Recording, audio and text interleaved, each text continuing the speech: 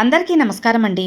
మన వారాహ్యమ్మకి నమస్కారం చేసుకుంటూ ఈ వీడియో ఆరంభిస్తున్నాను. ఇక ఈరోజటి వీడియోలో మన కోసం వారాహ్యమ్మ వారు, బిడ్డ చూడగానే ఈ ఆవు దూడని తాకు, గొప్ప భాగ్యాన్ని నీకు అందజేస్తాను, నీకు అమ్మ వరాన్ని అందజేస్తాను అని మన కోసం అమ్మవారు ఒక అద్భుతమైన వాక్ అనేది తీసుకొచ్చారండి.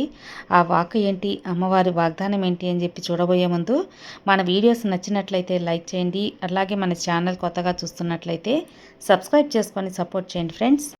మంచి జాతకం చెప్పించుకోవాలి అనుకుంటే మనకు తెలిసిన ఒక గురూజీ ఉన్నారండి, శ్రీనివాసరాజు గారు. శ్రీ వారాహ్యమ్మ వారి ఆశీస్సులతో జ్యోతిష్యం చెబుతారు. ఎలాంటి సమస్యలనైనా మంచి పూజల ద్వారా, పరిహారాల ద్వారా ఆ సమస్య 24 గంటల్లోనే పరిష్కరింపబడుతుంది. అంతేకాకుండా స్త్రీ పురుష వశీకరణ కూడా చేస్తారు.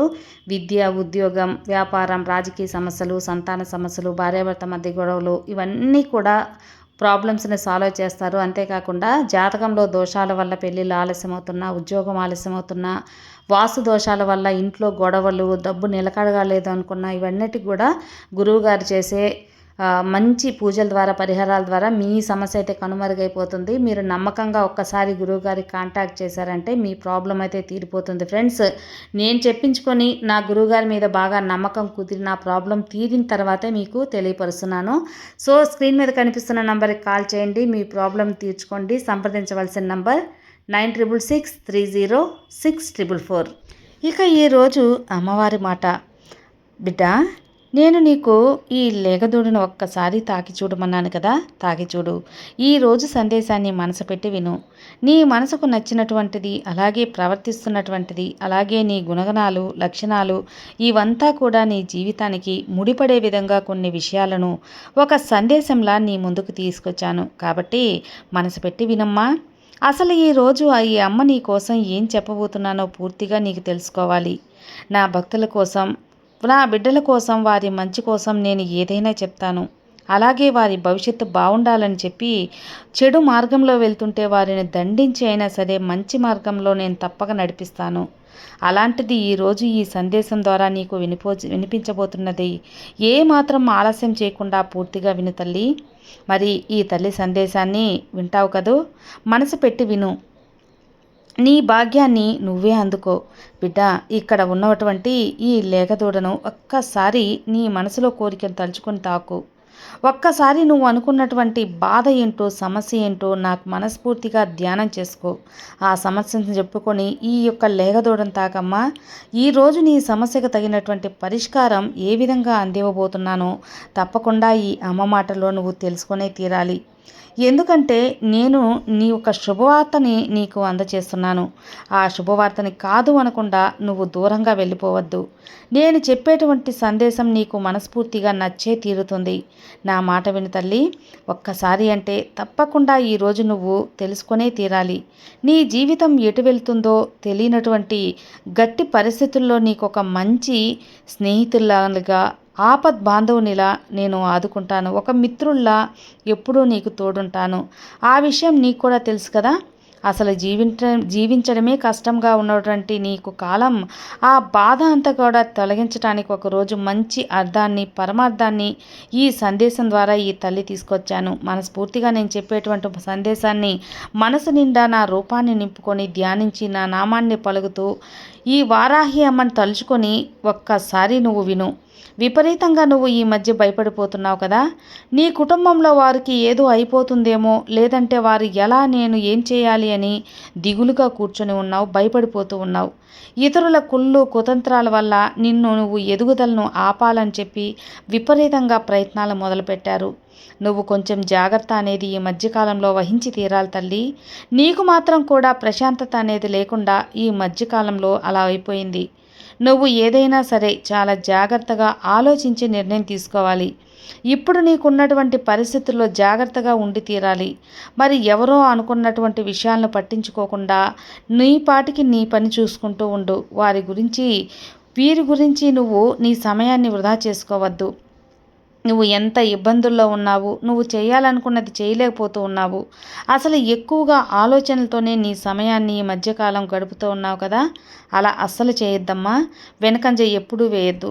నువ్వు చేసే పనులు కష్టం శ్రమ ఎక్కువగా దాగున్నాయి. కష్టపడి శ్రమ చేస్తూ ఉన్నావు, కానీ కొందరు మాత్రం నిన్ను దెబ్బతీయటానికి నానా రకాలుగా ప్రయత్నాలు మొదలుపెట్టారు. వారు నీ మీద ప్రేమతో చెబుతున్నారని చెప్పి నీవు అనుకుంటూ అపోహపడుతున్నావు, నమ్ముతున్నావు. వారి మాటలు నమ్మి వారి మాటలు అస్సలు నమ్మవద్దు. పెడచెవిని పెట్టు. నీ యొక్క జాగ్రత్తలు నువ్వు తప్పకుండా ఉండే తీరాలి. నీ యొక్క ప్రతి కదలిక నువ్వు గమనిస్తూ ఉన్నారని నీ రహస్యాలను ఎవ్వరికి కూడా తెలియపరచవద్దు. ఎవరికో భయపడి నీ ప్రణాళికను అస్సలు నువ్వు బయట పెట్టొద్దు, మార్చుకోవద్దు. నీకున్నటువంటి చిన్న లోపం ఏంటో తెలుసా?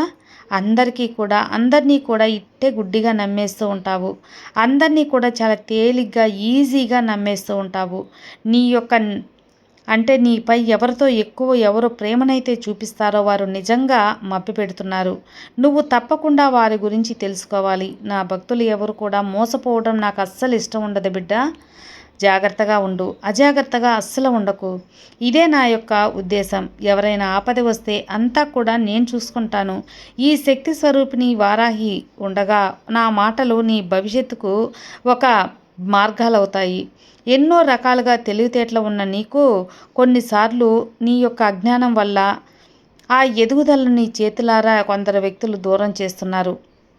వారి నువ్వు ఖచ్చితంగా నమ్మిన వ్యక్తులే నీ యొక్క ఎదుగుదలని వాళ్ళు కుళ్ళు కుతంత్రాలతో నిన్ను తక్కువ చేస్తున్నారమ్మా. ఎక్కువగా అడ్డంకులను ఎదుర్కొంటూ ఉన్నావు. నీ శ్రమ ఏమాత్రం కూడా ఎవ్వరికీ కూడా ఉపయోగపడకుండా పోతుంది. కానీ కొంతమంది మాత్రం దాన్ని ఉపయోగించుకుంటున్నారు, సంతోషంగా ఉంటున్నారు. నీ ఓర్పుకు అలాగే నీ యొక్క ధైర్యానికి నేను మెచ్చుకుంటున్నాను. చూడు బిడ్డ, నా ఆశీర్వాదం నీకు తోడుగా ఉండబట్టే ఇన్ని రోజుల నుండి ఎంతోమంది నిన్ను అన్ని రకాలుగా అవమానపరచాలని బాధ పెట్టాలని ప్రయత్నించినప్పటికీ వారి యొక్క ప్రతి ఒక్క ఆశను నేను చితిమేస్తూ ఉన్నాను. నువ్వు అనుకున్నటువంటి విజయాన్ని నువ్వు చూసేలా చేయబోతున్నాను. నువ్వు సాధించేలా అన్ని రకాల విజయాలను నీ కాళ్ళ దగ్గరకు రాబెడుతున్నాను. నీకు ధైర్యాన్ని ఇస్తానని చెప్పాను కాబట్టి నువ్వు ఇంత ధైర్యంగా ఉండగలుగుతున్నావు. ఈ వారాహి శక్తినంతా నీకు అందిస్తున్నాను. ప్రతి ఒక్క నా బిడ్డ జీవితం కేవలం తాత్కాలమైనది కాదు, శాశ్వతంగా నిలబడేటువంటి ఆనందమైన జీవితాన్ని నేను అందిస్తాను.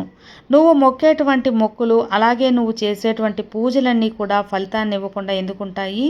నన్నే నమ్ముకొని ఈ వారాహి మీదే భారం వేసిన నీకు అన్యాయం జరగనిస్తానా? నేను అస్సలు చూస్తూ ఊరుకోనమ్మా. అయితే నీ మనసు చాలా మంచి మనస్తత్వం కలగవానివి, గొప్ప మనసు. నీ మనసు నలుగురికి కూడా ఉపయోగపడేలా ఆలోచించే గొప్ప మనసు.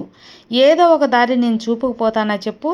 నన్ను ఆరాధిస్తున్నావు, ప్రార్థిస్తున్నావు, ప్రతి నిమిషం కూడా నా నామాన్ని జపిస్తున్నావు. నేను నిన్ను అన్ని రకాలుగా చూస్తూనే ఉంటాను, గమనిస్తూనే ఉంటాను బిడ్డ. ఏది కూడా నిన్ను అసలు ఏ మాత్రం కూడా ఏ క్షణం కూడా విడిచిపెట్టింది లేదు. కానీ నువ్వు నన్ను అపోహ చెంది అనుమానిస్తూ ఉన్నావు. అమ్మా, రకరకాలుగా నన్ను ఈ కష్టాలతో ఇబ్బంది పెడుతున్నవే, నాకు మంచి కాలం లేదా అని ప్రతి ఒక్క కష్టం వెనుక నువ్వు నీ ప్రశ్నను నాకు తెలియపరుస్తూ ఉన్నావు కదా. కానీ నీ భయం నీది. నువ్వు అలా అడగటం నేను తప్పనలే. అలాగే నువ్వు కొంచెం నమ్మకంగా కూడా ఉండాలి.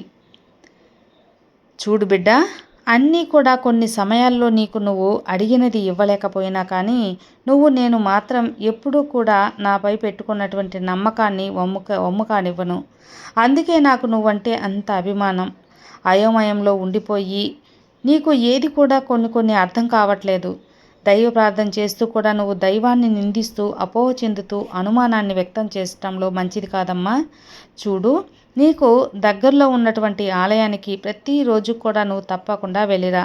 నీకు ఎక్కడ వీలుంటే అక్కడ సంతోషంగా నా నామాన్ని జపం చేసుకుంటూ ఉండు. నా మనసులో నా రూపాన్ని తలుచుకో, నీకు ధైర్యం వస్తుంది.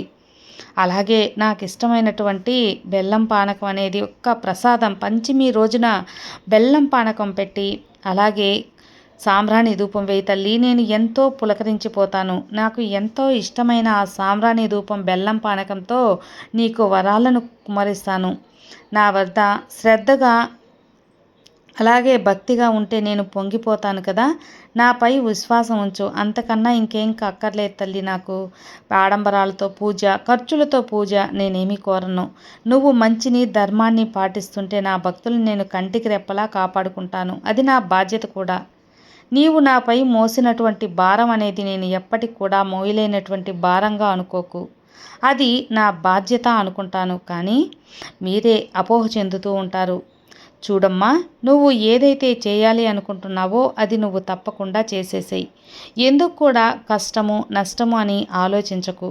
అస్సలు అవసరం లేదు. ఎందుకంటే కష్టం అనుకుంటే కష్టం అవుతుంది, బాధ్యత అనుకుంటే దాన్ని నువ్వు చాలా ప్రేమగా చేస్తావు. కాబట్టి నేను ఎప్పుడు కూడా నీకు అండగా ఉంటానని గుర్తుంచుకో. అది నువ్వు నమ్మినా నమ్మకపోయినా కూడా అక్షరాల నిజం. నీకు దారి చూపిస్తూ ఉంటాను. చూడు, నన్ను ఎంతోమంది నిందిస్తూ ఉంటారు, ఎంతోమంది నిన్ను తిడుతూ ఉంటారు. అసలు నిజంగా నేను ఉన్నానా అని కూడా నానా రకాలుగా దూషిస్తూ ఉంటారు. కానీ నేను చేసేటువంటి లీలలు మహిమలు ఇవన్నీ కూడా వారికి తెలియదు కదా. నా భక్తులు మాత్రమే అనుభూతి చెందగలరు, నా భక్తులు మాత్రమే నమ్మగలరు. అందుకే నేను వారి గురించి అస్సలు పట్టించుకోను. కానీ వారు కూడా తర్వాత అర్థం చేసుకుంటారు. వారికి కూడా ఎప్పుడో ఒక రోజు అవగతమవుతుందిలే. కొంతమంది వ్యక్తులు నన్ను నిందిస్తూ ఉంటారు. నేను అవన్నీ కూడా పట్టించుకోను బిడ్డ. వారి విజ్ఞతకే వదిలేస్తాను. నువ్వు కూడా ఈ విధంగా ఆలోచిస్తే నేనేం చేయలేను తల్లి. అన్నీ చిరునవ్వుతో స్వీకరించడం తప్ప ఇంకా ఏముంది. నీ అమాయకమైనటువంటి ఆలోచనలు, అమాయకమైనటువంటి ముఖం, ఆ చిరునవ్వు అవన్నీ కూడా నాకెంతో తృప్తినిస్తాయి. నీ యొక్క కల్మషం లేని మనసుకు అంతా మంచిగానే ఉంటుంది. నా భక్తులు కూడా ఎప్పుడూ మోసపోకూడదు, ఎవరి చేతిలో పతనం కాకూడదు. కాబట్టే నేను నానా రకాలుగా నా రూపాన్ని దాల్చి మీ వద్దకు వస్తూ ఉంటాను. ఏదో ఒక చెడు మార్గాలను, చెడు స్నేహాలను మగ్గు చూపిస్తూ ఉన్న మీకు అలాగే మంచి మార్గంలో నడిపించడానికి మీకు ఆటంకాలు కలిగి ఆ యొక్క చెడు మార్గాన్ని అడ్డుకుంటాను. నా మనసు పెట్టి భక్తి భావాన్ని ఉన్నవారు ఖచ్చితంగా మంచి మార్గంలోనే ఉంటారులే. అనవసరమైన వాటి మీద ఎక్కువ ఆశ, అవసరమైన వాటి గురించి ఆలోచన, అనవసరమైన వాటి గురించి ఎక్కువ ప్రిఫరెన్స్ ఇవ్వడం వల్ల నిజమైనటువంటి భక్తి అనేది ఏంటనేది తెలుసుకోలేకపోతున్నారమ్మా.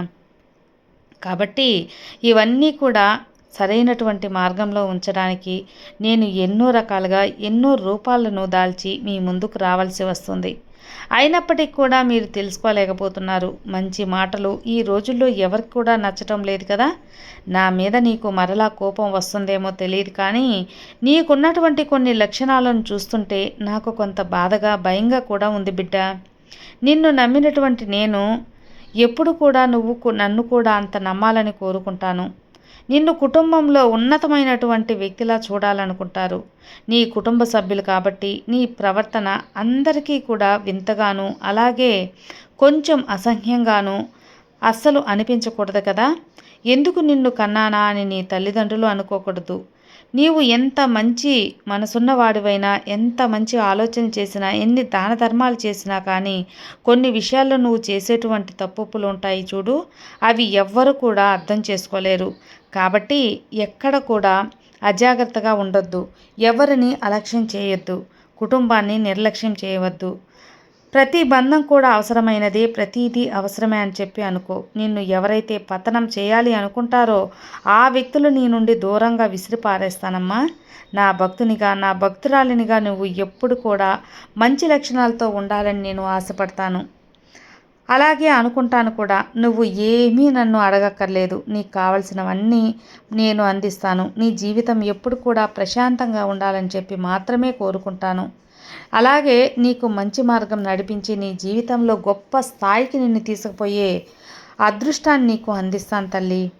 నువ్వు అడిగితే ఇస్తాను. నీ జీవితం ప్రశాంతంగా ఉండేలా చూస్తాను. ఏది కూడా నువ్వు నాతో చెప్పాల్సిన అవసరం లేదు. నీకు ఏం కావాలని ఈ అమ్మకు తెలియకుండా ఉంటుందా? నువ్వు ఎప్పుడు ఎలా ఉంటావో అలాగే ఉండు. ప్రతి క్షణాన్ని నువ్వు అనుభూతి చెందుతూ ఉండు. ఎందుకంటే కాలం అనేది ఎప్పుడు కూడా ఎలా ఉంటుందనేది ఎవరికీ తెలియదు. ఏ బంధం ఎవరి దగ్గర నుండి ఎప్పుడు ఏ క్షణంలో దూరం అవుతుందో తెలియదు. ఉన్నప్పుడే సంతోషంగా ఆ బంధంతోనూ ఆనందంగా మెలగడం నేర్చుకోవాలి. నీకేం కావాలో నేను చూసుకుంటాను. నిశ్చింతగా ఉండు. నీకు గొప్ప భాగ్యాన్ని అందిస్తాను తల్లి. రాబోయే కాలం నీకు అదృష్టకాలంగా మారుస్తాను. నిశ్చింతగా ఉండు. అంతా నీకు మంచే జరుగుతుంది. సర్వే జనా సుఖినో భవంతు. జై వారాహి.